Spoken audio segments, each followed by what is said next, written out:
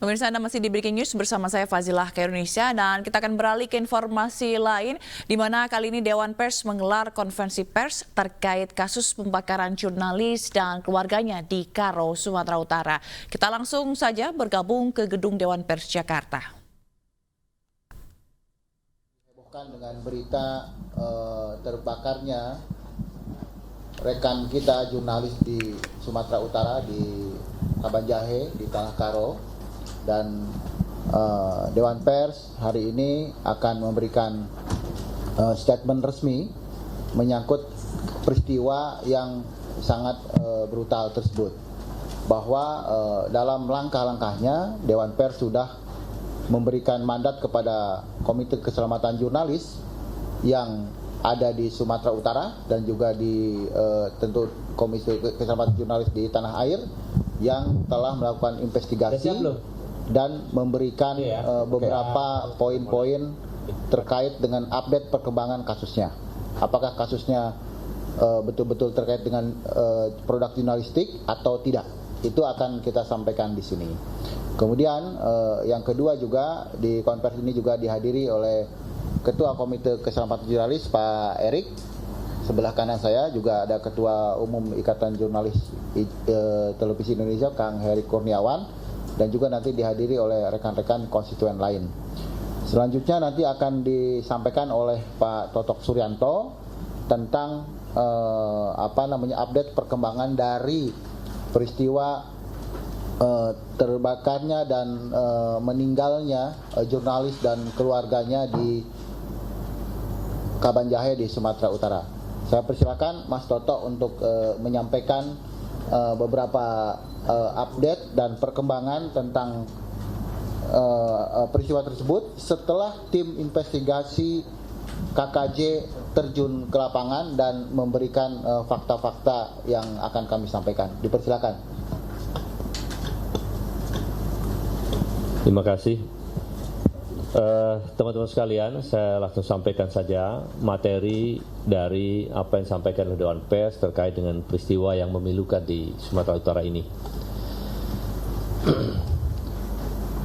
Yang pertama, kami sampaikan bahwa kekerasan terhadap wartawan adalah pelanggaran hukum dan bertentangan dengan isi Undang-Undang Nomor 40 Tahun 1999 tentang pers. Aktivitas wartawan, dalam hal ini wartawan Tribrata TV, seandainya menjalankan pekerjaan lain yang diduga melanggar hukum, tentu bukanlah alasan untuk pembenaran terhadap kekerasan yang dialaminya.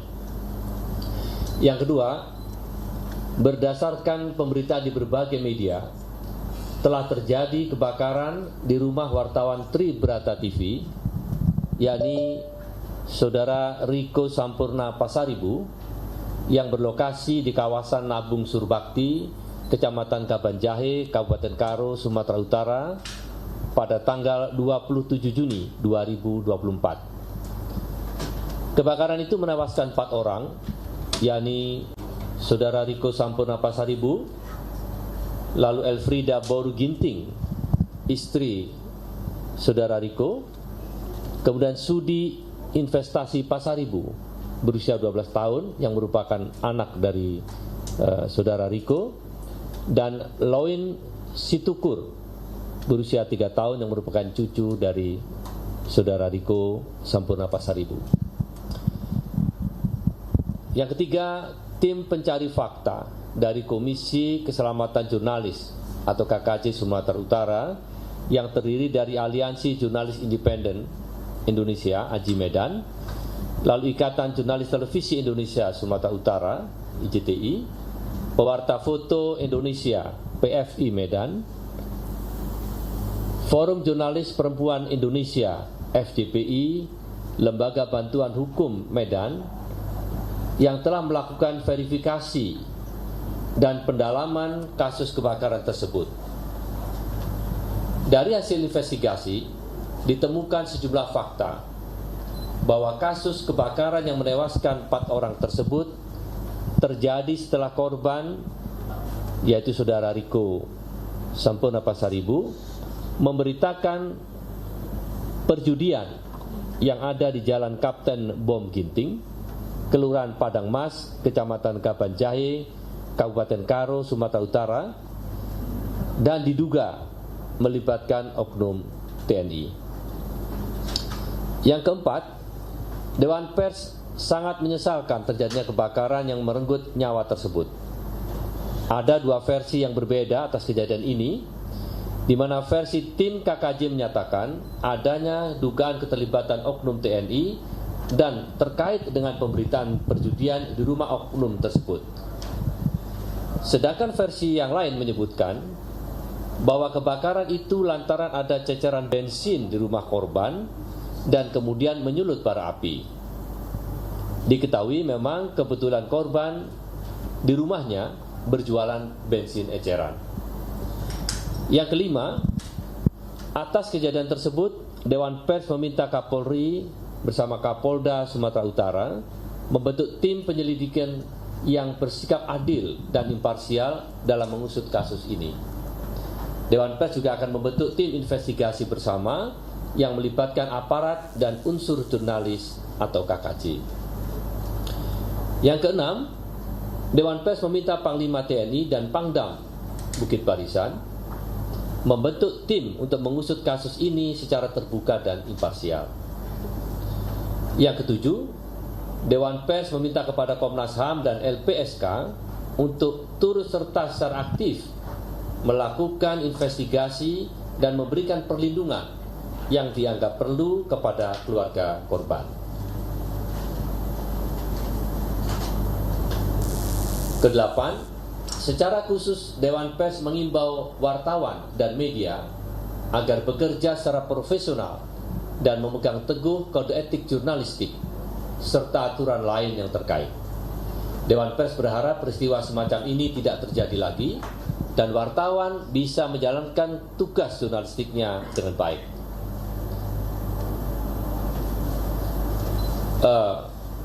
Disampaikan di Jakarta dan konferensi pers ini ditandatangani oleh Ketua Dewan Pers Dr. Nini Rahayu SHMS. Terima kasih. Baik, terima kasih Mas Toto. Secara khusus rekan-rekan semua, kami di Dewan Pers dan masyarakat pers juga mewakili dari teman-teman konstituen tentunya dari Dewan Pers juga meminta kepada rekan-rekan semua, teman-teman jurnalis di berbagai platform untuk mengawal kasus ini, karena kasus ini saya kira kami sudah melihat ini adalah kekerasan terhadap pers, di mana kita bekerja dilindungi oleh Undang-Undang Pers 40 tahun 99. Jadi pengawalan dari rekan-rekan sangat penting sekali untuk membuka kasusnya terang benderang bahwa ini adalah kasus yang bertentangan dengan hukum tentunya. Demikian konferensi pers dari kami dan semoga ini bisa menambah wawasan kita dan kita yakin bahwa kedepannya pers kita akan lebih baik. Kekerasan dimanapun harus kita lawan. Demikian, terima kasih.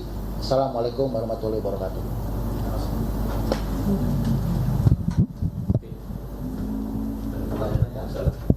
Kalau ada pertanyaan silakan rekan-rekan.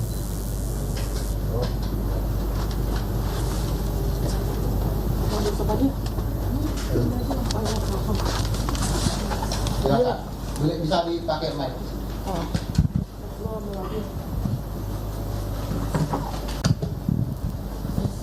Izin Pak, saya dari Kompas.com. Saya mau tanya, ini kan korban sempat dikabarkan, dipertanyakan Pak status wartawannya. Apakah, pertanyaan saya pertama, apakah wartawannya si korbannya si Sampurna ini terdaftar di Dewan Pers sebagai wartawan? Karena kan ada beberapa isu dia mungkin bukan wartawan, tapi dari polisi hanya memberitahukan dia wartawan. Satu itu Pak. Kedua, ini kan kasusnya bisa kita bilang sudah ada upaya investigatif ya dari korban.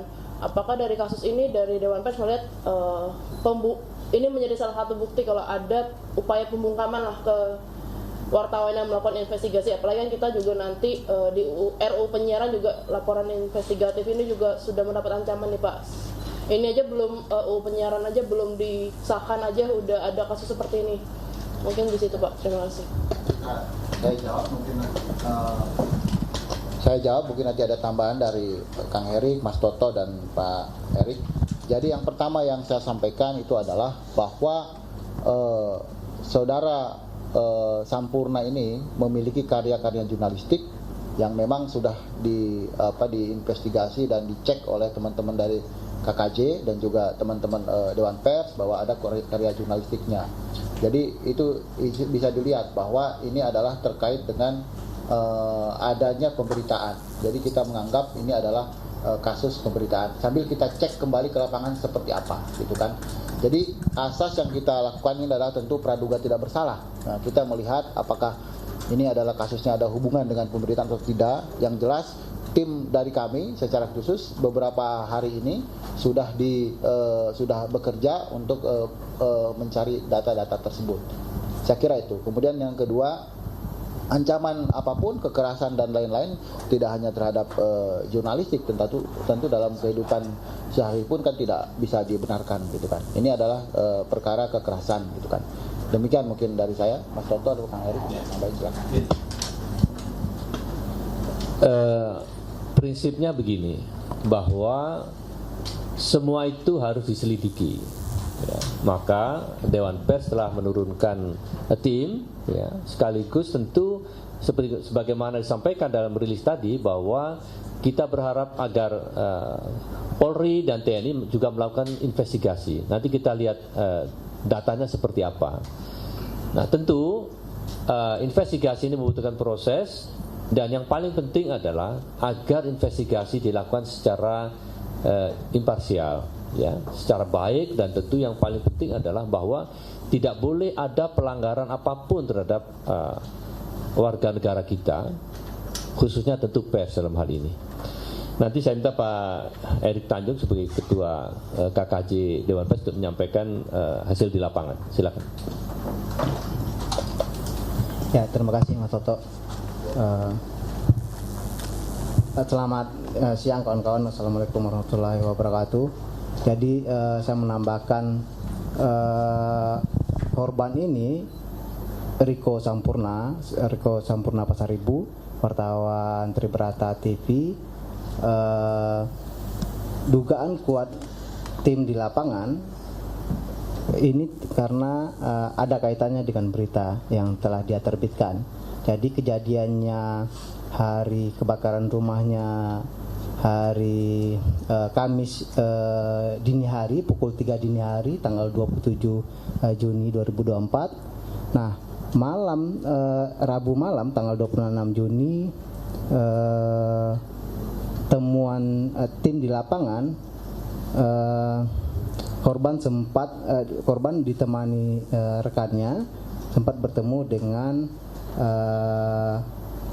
oknum aparat, ya, yang diduga pengelola lapak judi, yang itu sebelumnya dia tulis dalam berita. Nah, beritanya ini terbit pada Senin tanggal 22 Juni 2024. Beritanya tentang perjudian yang marak terjadi di Kabupaten Karo, Sumatera Utara. Dan dia menyebut di sana dengan terang ada oknum aparat yang menjadi pengelola lapak judi tersebut. Nah, terkait pemberitaan itu, kami menduga salah satu penyebab dia mengalami rumahnya dibakar dan terjadilah satu keluarga meninggal di rumah itu. Dan tim turun ke lapangan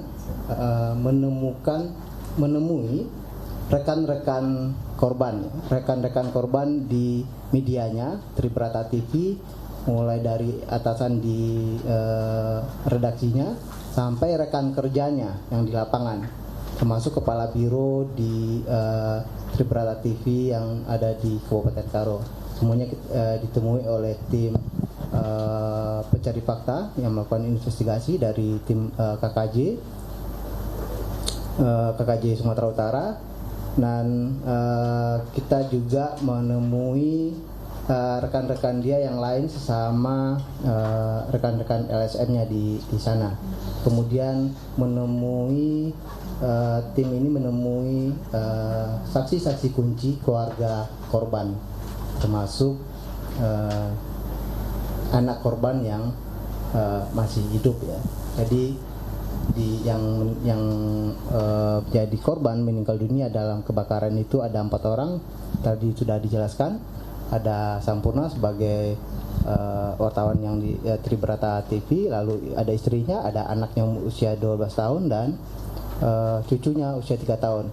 Nah, keluarga-keluarganya yang lain, sejumlah keluarganya yang lain telah kita temui dan hampir semuanya menyebutkan memberikan keterangan yang serupa bahwa sebelum kejadian itu korban menceritakan agak was-was dan ketakutan karena dicari-cari terkait berita yang telah dia terbitkan, dan berita itu juga diposting di Facebook-nya, di akun pribadi Facebook si Sampurna ya. Nah, kuat dugaan dari temuan tim di lapangan terkait itu, dan sampai sekarang tim masih melakukan mengumpulkan fakta-fakta, bukti-bukti yang terkait yang mengarah dengan kejadian dugaan pembunuhan, pembakaran rumah tersebut yang mengakibatkan meninggalnya 4 orang dalam satu keluarga itu. Gitu. Baik. Jadi intinya adalah bahwa proses penyelidikan masih akan terus kita lakukan. Nah, tentunya tadi ada pihak-pihak yang kita harapkan juga ikut melakukan penyelidikan dan mengusut kasus ini sehingga terang benderang.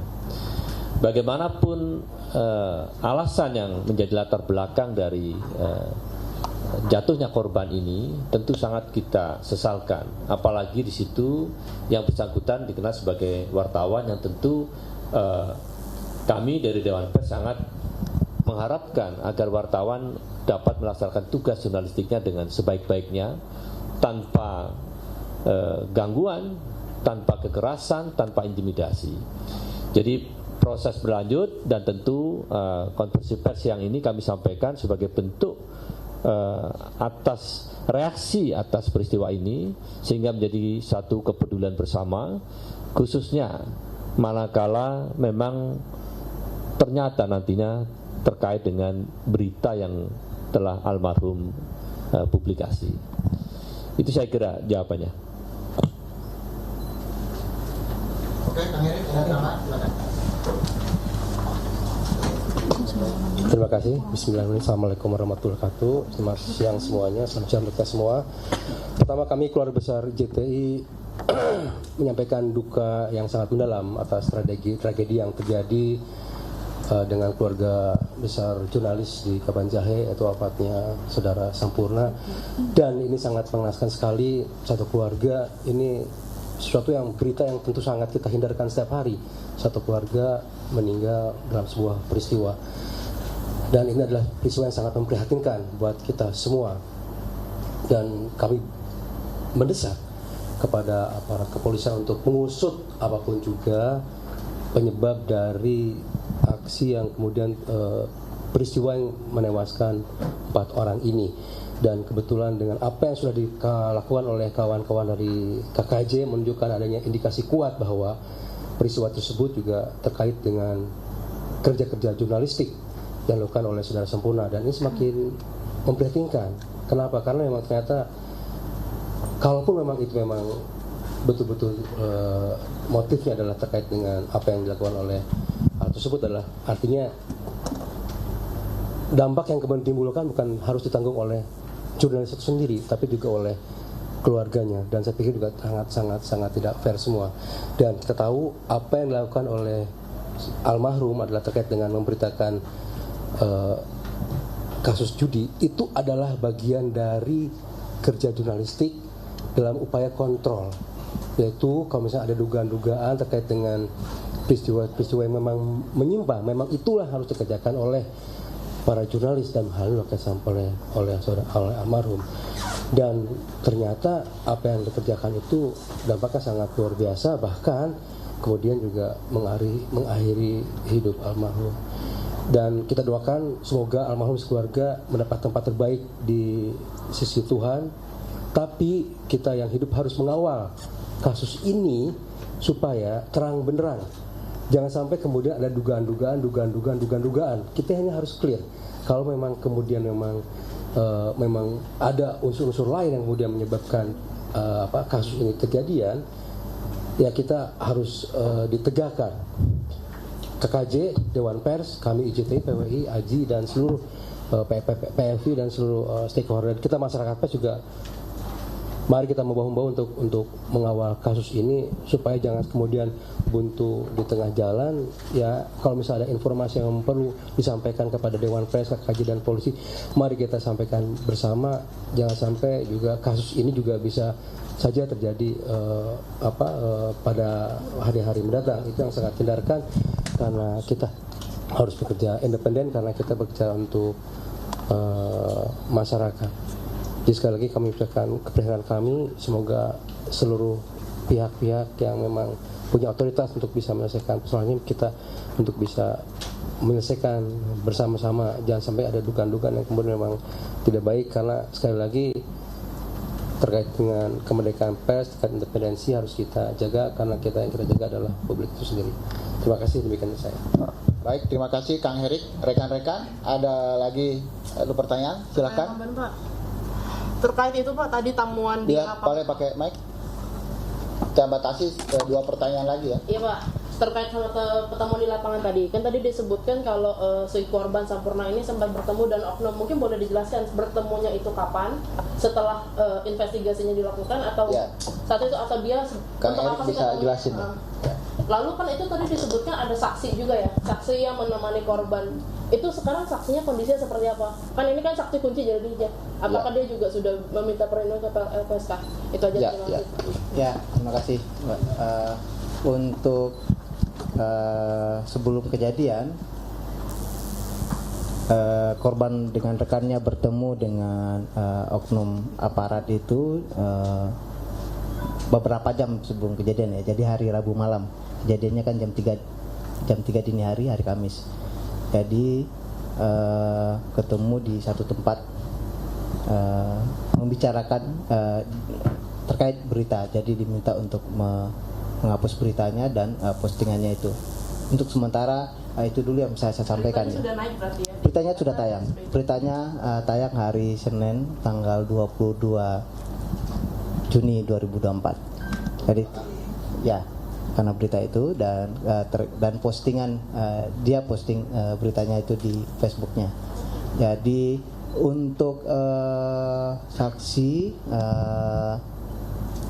ya kami berkoordinasi dengan LPSK untuk agar memberikan perlindungan saksi ya. Dan tentu kami berharap dan meminta kepada aparat kepolisian dan TNI supaya ini menjadi perhatian dan agar lebih terbuka ya, transparan dalam menyelidiki kasus ini.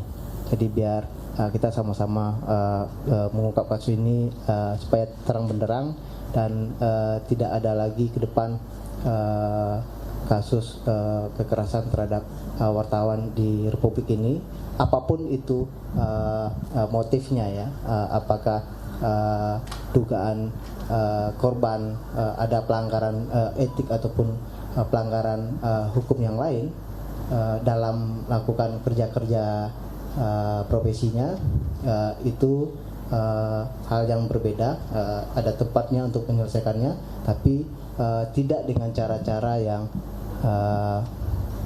kekerasan sampai menghilangkan nyawa. Terima kasih rekan-rekan.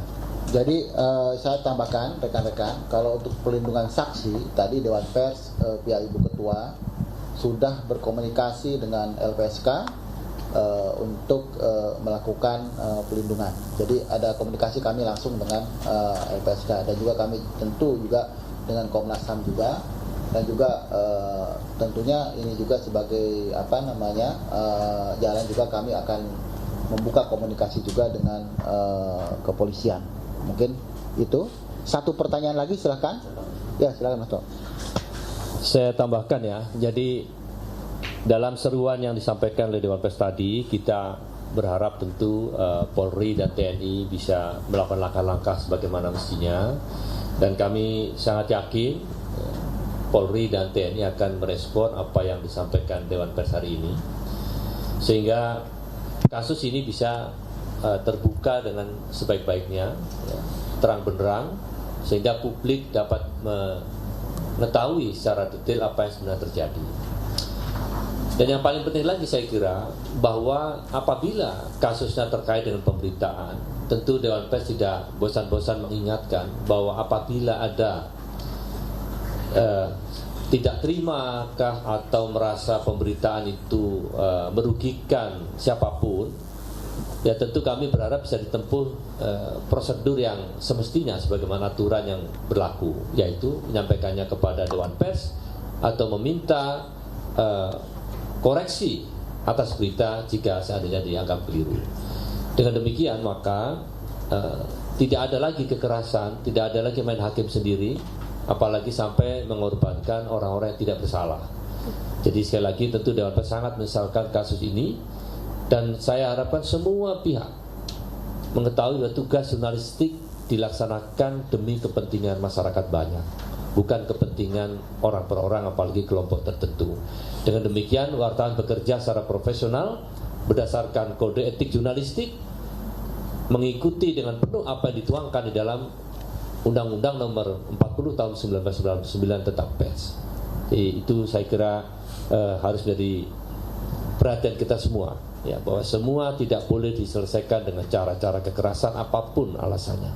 Terima kasih. Satu lagi silakan rekan-rekan. Silakan dari mana Mas? Ya, perkenalkan saya Rafsan Jani dari Warta Kota. Yang ingin saya tanyakan ini di poin 5, di mana di sini Dewan Pers akan membentuk tim investigasi bersama aparat dan unsur jurnalis ataupun KKJ. Sejauh ini bagaimana keterbukaan dari aparat untuk mengungkap kasus ini? Karena tadi sempat disebutkan bahwa ada dua opsi yang beredar, di mana satu adalah dugaan dibakar dan satu adalah dugaan terbakar karena ceceran bensin. Ya.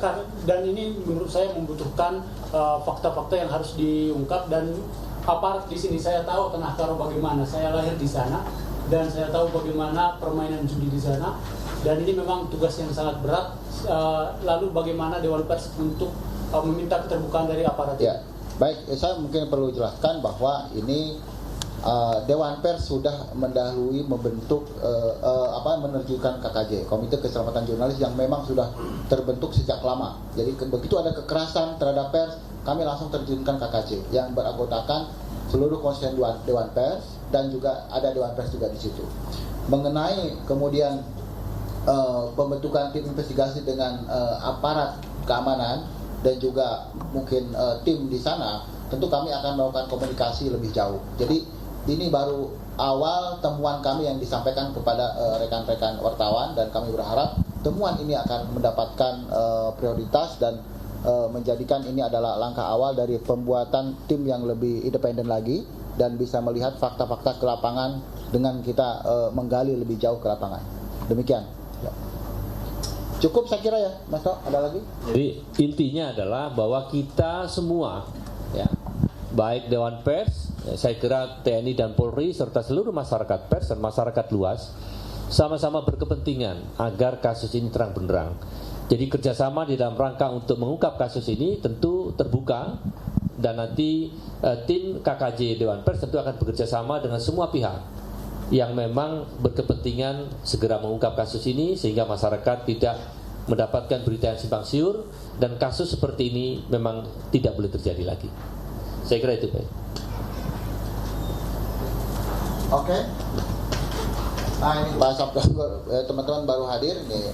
Makasih ada Pak Syed dari PWI dan Pak Sabto Anggoro, anggota Dewan Pers juga baru hadir. Rekan-rekan semua, saya kira cukup ya. Atau ada satu kesempatan lagi, satu pertanyaan?